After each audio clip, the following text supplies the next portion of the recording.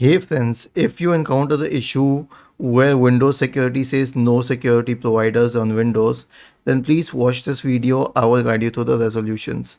The first solution is to make sure that the Windows security service is running. So search for services in the Windows search bar and open the services menu.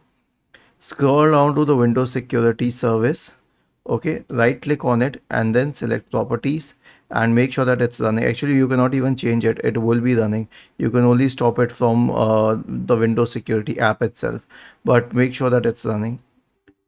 The next solution is to uninstall any third-party security software.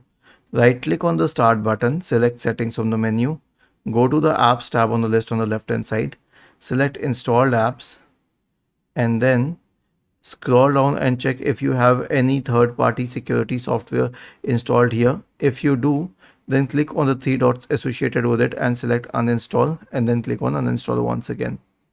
The next solution is an SFC scan. For this, search for command prompt in the Windows search bar and click on run as administrator in the right pane. Type the command sfc // scan now and hit enter to invoke the SFC scan. The last solution is a system restore. Search for recovery in the Windows search bar and open recovery. Click on open system restore. Click on next.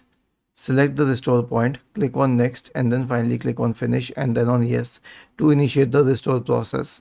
Was this helpful? If yes, then please subscribe to the channel, and if not, then let us know in the comment section of the video on how we could help you further. Thank you for watching this video and have a nice day.